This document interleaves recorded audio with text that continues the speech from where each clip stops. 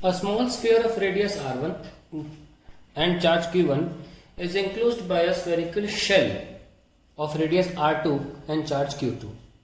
Show that if q1 is positive, charge will necessarily flow from sphere to the shell when the two are connected by a wire, no matter what the charge q2 on the shell is.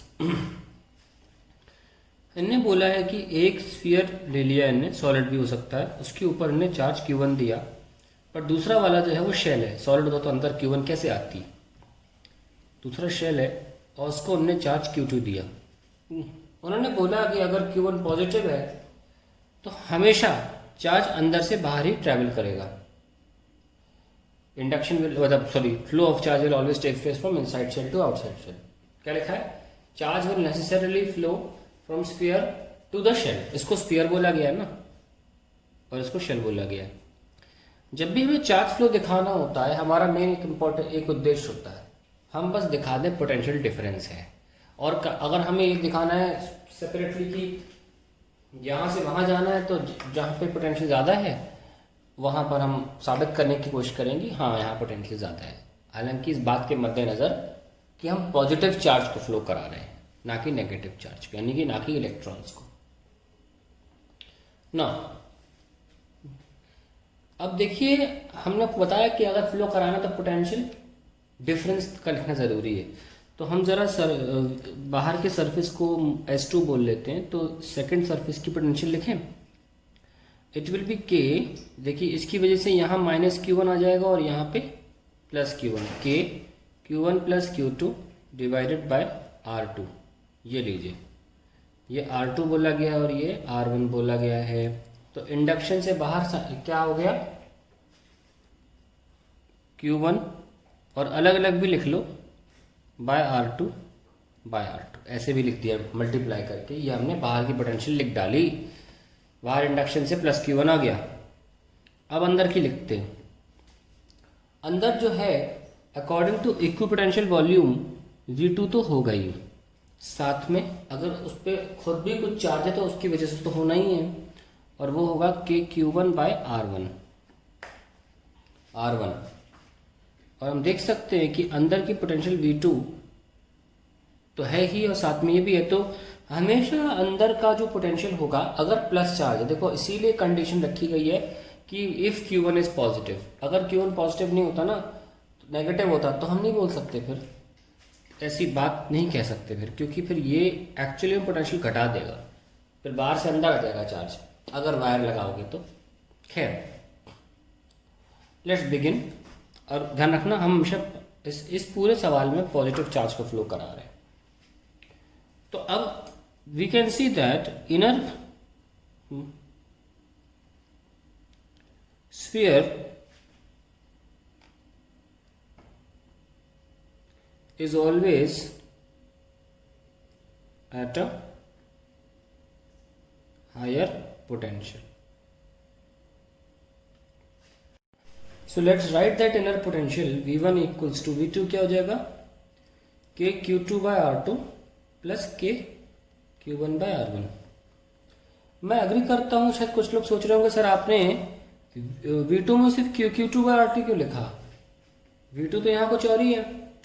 मैं आपको पहले बता चुका हूँ, आप लिख लो, मना नहीं है, लेकिन फिर आपको ये माइनस वाला चार्ज भी इंक्लूड करना पड़ेगा। लिख के दिखाता हूँ मैं आपको, और आपको ये वाला इंक्लूड करना है, क्योंकि इसमें क्या प्रॉब्लम आ रहा है कि V2 में अगर आप ये लिखना चाहते हो तो आप सिलेक्टिवली सिर्फ बाहर के क्यों लिखोगे, जो बाहर में Q1 पहुंच गया है सिर्फ वो क्यों लिखोगे, माइनस Q1 भी तो लिखोगे। तो इस सरफेस पे माइनस की वजह से भी पोटेंशियल लिखी जाएगी और प्लस Q1 की वजह से भी पोटेंशियल लिखी जाएगी, और दोनों एक दूसरे को कैंसिल कर देंगी, क्योंकि ये जो इसके और आउटर इनर सरफेस के बीच में जो थिकनेस है वो नेग्लिजिबल है, क्योंकि शेल है।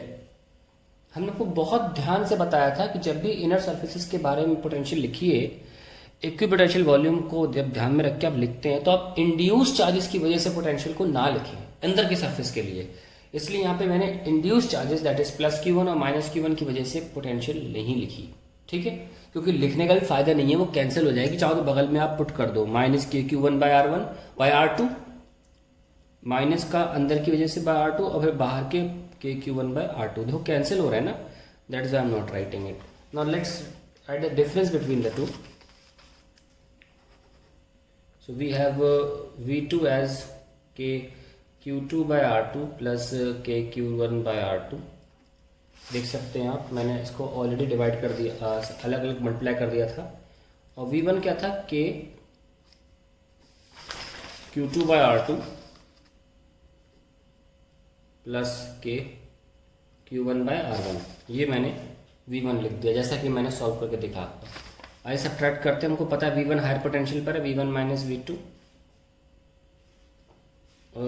विल बी, ये कैंसिल, यहाँ माइनस साइन लगेगा ना क्योंकि V1 माइनस V2 किया, तो ये कैंसिल हो गया। और K Q1 I can take common, 1 by R1 minus 1 by R2। देखिए अगर आपको ये लगता है, चलो मैंने कंसेप्चुअली आपको बता दिया पहले कि यार ये अंदर का पोटेंशियल हमेशा हायर रहेगा, ठीक है। लेकिन अगर आप कॉन्सेप्चुअली नहीं समझ में आ रहा, अच्छा नहीं लग रहा सुन के, तो यहाँ से देख लो कि R1 जो है वो छोटा है R2 से, तो 1 बाय R1 क्या होगा, हमेशा बड़ा होगा 1 बाय R2 से। तो आप देख सकते हैं ये टर्म पॉजिटिव है, तो पोटेंशियल डिफरेंस क्या आया, V1 माइनस V2 पॉजिटिव आया, और हमें Q1 चार्ज पॉजिटिव दिया गया था, तो ये टर्म पॉजिटिव ही आया है। सो इसने प्रूफ कर दिया that potential difference V1 minus V2 is positive, therefore positive charge will flow on the outer surface of shell, surface of shell। अब अल्टीमेटली होगा क्या, होगा ये कि ये जो अंदर का स्फीयर था और ये बाहर का जो शेल था, इस पे चार्ज Q1 था, इस पे चार्ज Q2 था, और आपने वायर से इसे बांध दिया।